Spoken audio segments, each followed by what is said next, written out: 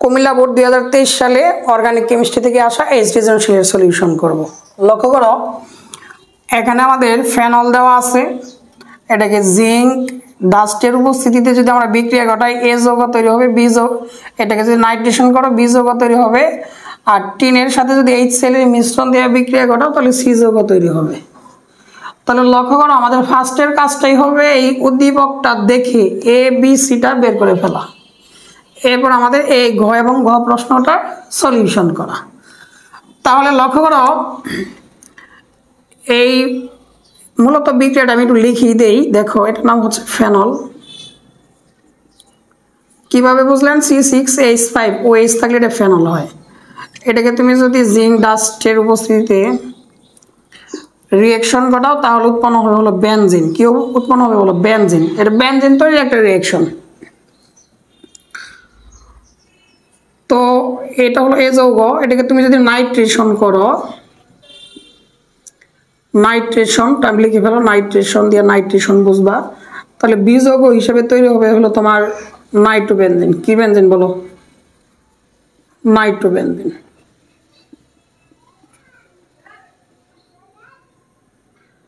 এরপর তুমি যদি টিনের সাথে রিঅ্যাকশন ঘটাও, টিন আর HCl এর মিশ্রণ, তাহলে উৎপন্ন হবে হলো এনিলিন। তাহলে কি তৈরি হবে বলো? এনিলিন। তাহলে এ যৌগটা হলো বেনজিন, বি যৌগটা হলো নাইট্রোবেনজিন আর সি যৌগটা হলো এনিলিন। এটা নিয়ে আমাদের কাজ করতে হবে। তাহলে দেখো, এই উদ্দীপক থেকে আমরা এ যৌগ হিসেবে পাই হলো বেনজিন, বি যৌগ হিসেবে পাই নাইট্রোবেনজিন এবং সি যৌগ হিসেবে পাই হলো এনিলিন। এটা দেখো আমি সুন্দর করে এখানে লিখে রাখছি, পরবর্তীতে এটা আমরা কাজে লাগাবো। তাহলে উদ্দীপক বোঝার পরই আমরা চলে যাব হলো ঘ নাম্বার প্রশ্নে। দেখো ঘ নাম্বার প্রশ্নে কি বলা আছে। দেখো ঘ নাম্বার প্রশ্নে বলা আছে এ থেকে বি তৈরির কৌশল ব্যাখ্যা করো। তাহলে দেখো, এটা কি আমাদের বেনজিন, এ থেকে কি তৈরি বলো? বি, তার মানে নাইট্রোবেনজিন। বেনজিন থেকে নাইট্রোবেনজিন তৈরির যে আমাদের ক্রিয়া কৌশল, এটা আলোচনা করতে হবে। এটা আমরা 3 ধাপে করব। কয় ধাপে করব বলো? 3 ধাপে। লক্ষ্য করে দেখো, আমরা এই ঘ নাম্বারে সলিউশন করব। এ থেকে বি তৈরির কৌশল ব্যাখ্যা করব। এটা হচ্ছে বেনজিন, বিটা হচ্ছে নাইট্রোবেনজিন। বেনজিন থেকে কিভাবে নাইট্রোবেনজিন তৈরি করে এটাই আমরা দেখব।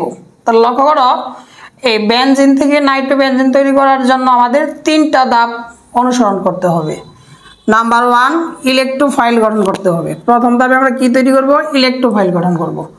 এখন আসো, আমরা দ্বিতীয় ধাপে কি করব?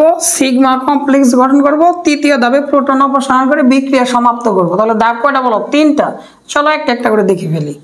প্রথম ধাপে আমরা ইলেকট্রোফাইল গঠন করব। দেখো আমরা কিভাবে ইলেকট্রোফাইল গঠন করি। গাঢ় সালফিউরিক অ্যাসিডের প্রভাবে গাঢ় নাইট্রিক অ্যাসিড থেকে তোমার ইলেকট্রোফাইল নাইট্রোমূলক প্লাস পানি এবং বাইসালফেট আয়ন তৈরি হবে। কি সালফেট বলো?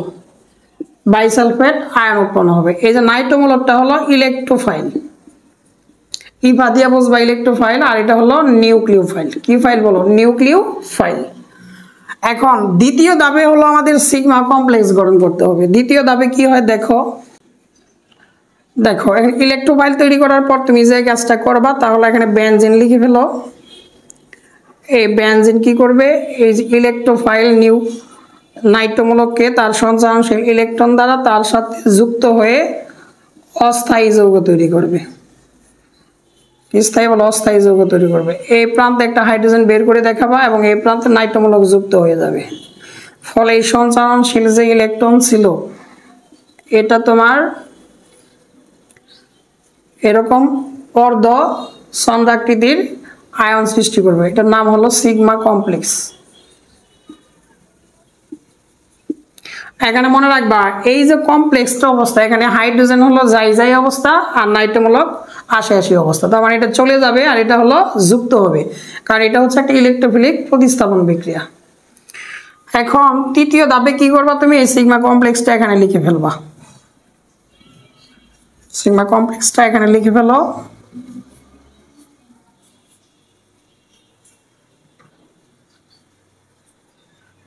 এখানে কি তৈরি হবে বলো? প্লাস, আর এখানে কি দেবা বলো? নাইট্রোমূলক। দেখো যে নিউক্লিওফাইল আছে, এটা এখানে যোগ করে দাও।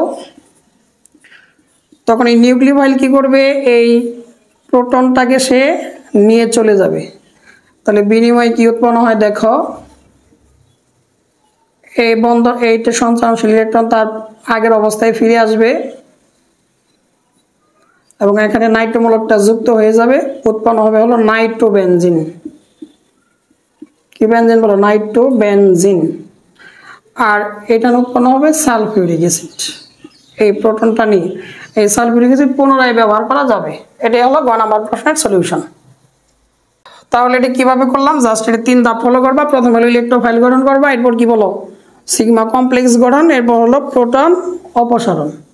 এই 3 ধাপের মাধ্যমে আমরা এই গ নাম্বার প্রশ্নের সলিউশন করতে পারি।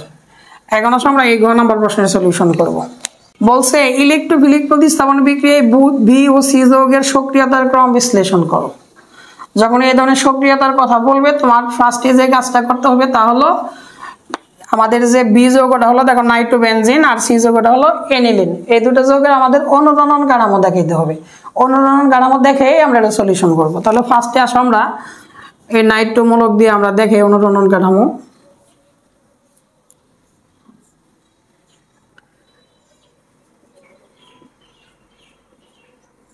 দেখো এটা হচ্ছে আমাদের নাইট্রোবেনজিন, এই স্ট্রাকচারটা এইভাবে লেখা যায়। লক্ষ্য করো প্রথমেই কি হবে, এই যেখানে যে দ্বিবন্ধন আছে এই দ্বিবন্ধনের ইলেকট্রনগুলো অক্সিজেনের দিকে চলে যাবে। কেন চলে যাবে, কারণ অক্সিজেনের তড়িৎ ঋণাত্মকতাটা বেশি আর নাইট্রোজেনের তড়িৎ ঋণাত্মকতা কম, এর জন্য দ্বিবন্ধন ইলেকট্রন সে নিজে টেনে নেবে। এর ফলে কি হয় দেখো,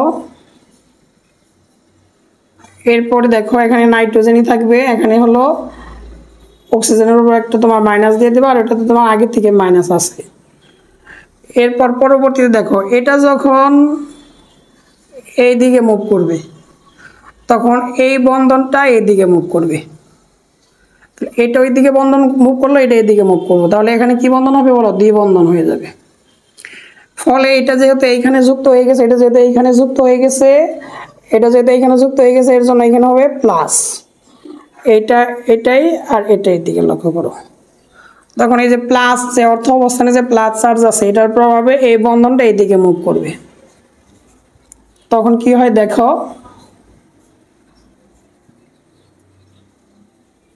এখানে দ্বিবন্ধন দিয়ে দাও, নাইট্রোজেনের উপর প্লাস দিয়ে দাও, অক্সিজেন মাইনাস অক্সিজেন মাইনাস। তো এই বন্ধনটা এইখানে মুভ করবে, এই বন্ধন যখন এইখানে মুভ করবে তখন এই যে প্যারা অবস্থানে আবার পজিটিভ চার্জ সৃষ্টি হবে। প্যারা অবস্থানে কি বলো, পজিটিভ চার্জ। আর এটা যেখানে ছিল ওইখানে দিয়ে দাও। পরবর্তী ধাপে কি হয় দেখো,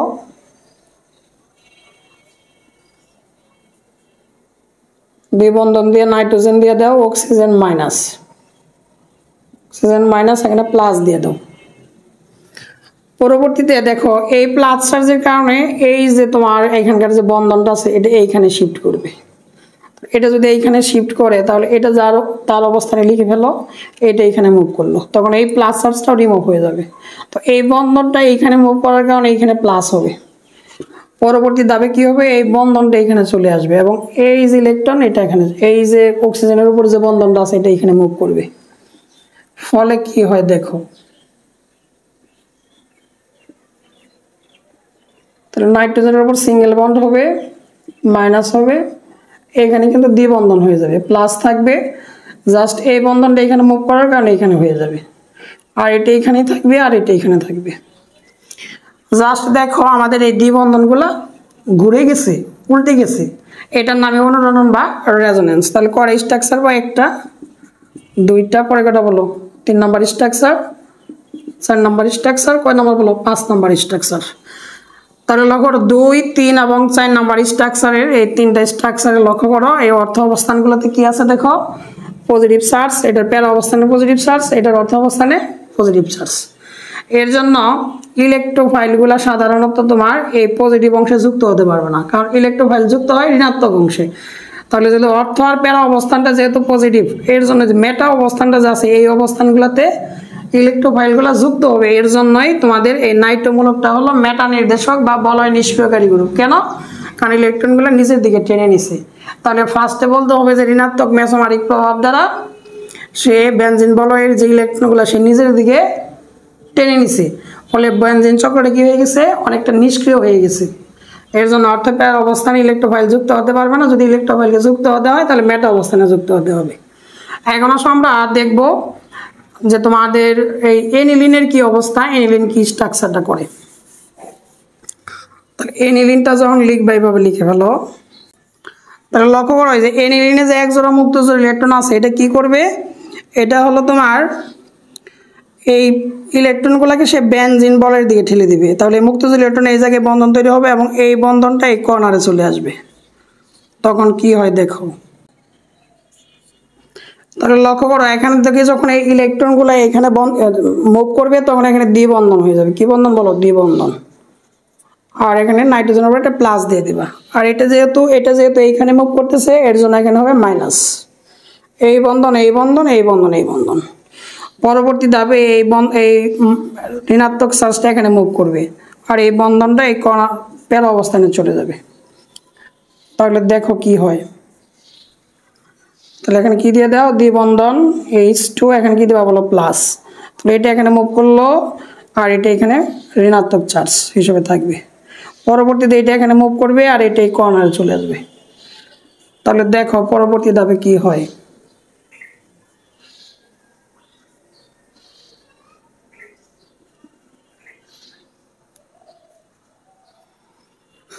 পরবর্তী ধাপে কি হয় দেখো। এইটা যেহেতু এখানে মুভ করবে এখানে মাইনাস হয়ে যাবে। এই বন্ধনটা এখানে দিয়ে দাও আর এই বন্ধনটা এখানে মুভ করবে।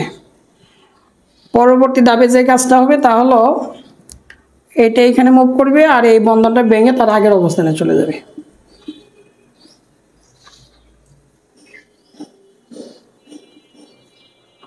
তাহলে এখানে কি বন্ধন হয় বলো? সিঙ্গেল বন্ড হবে আর এখানে দ্বিবন্ধন হয়ে যাবে। এখানে সিঙ্গেল বন্ড হবে আর এখানকার দ্বিবন্ধন থাকবে না। তাহলে এটা এখানে হবে, এটা এখানে হবে আর এটা এখানে মুভ করবে। তাহলে লক্ষ্য করে দেখো এটার আমরা কয়টা স্ট্রাকচার পাইছি দেখো? 5টা। 1টা 2টা 3টা 4টা 5টা। তাহলে লক্ষ্য করো এখানে আমরা কয়টা স্ট্রাকচার পেলাম? 5টা। এই 5টা স্ট্রাকচারের মধ্যে 2 নাম্বার 3 নাম্বার এবং 4 নাম্বারের দিকে ফোকাস করো। দেখো এটার অর্থ অবস্থানে ঋণাত্মক চার্জ, এটার প্যারা অবস্থানে ঋণাত্মক চার্জ, এটার অর্থ অবস্থানে ঋণাত্মক চার্জ। এর জন্য যদি কোনো ইলেকট্রোফাইল যুক্ত হতে চায় তাহলে সহজেই কিন্তু ইলেকট্রোফাইল যেহেতু ইলেকট্রনকে আকর্ষণ করে সহজেই কিন্তু অর্থ অবস্থান না হয় প্যারা অবস্থানে যুক্ত হতে পারবে। কিন্তু নাইট্রোবেনজিনের ক্ষেত্রে কিন্তু সহজে যুক্ত হতে পারে নাই। তাহলে সক্রিয়তার দিক থেকে কি আমরা বলতে পারি যে এনিলিন যেটা এটা হলো বেশি সক্রিয় আর নাইট্রোবেনজিনটা হলো কম সক্রিয়। জাস্ট এটা তোমার রেজোন্যান্স স্ট্রাকচার দিয়ে তোমাকে এভাবে ব্যাখ্যা করে দিতে হবে। কারণ এই এমিনোমূলকটা হলো তোমার অর্থপ্যারা নির্দেশক আর নাইট্রোস হলো মেটা নির্দেশক। এটা হলো বলয় নিষ্ক্রিয়কারী গ্রুপ আর এটা হলো তোমার বলয় সক্রিয়কারী গ্রুপ। এই বিষয়গুলো লিখলেই হয়ে যাবে। তাহলে এটা কোথায় কোথায় যুক্ত হতে পারে? অর্থ বা প্যারা অবস্থানে। ক্লাসটা কেমন লাগলো অবশ্যই লাইক কমেন্টের মাধ্যমে জানাবা। ধন্যবাদ।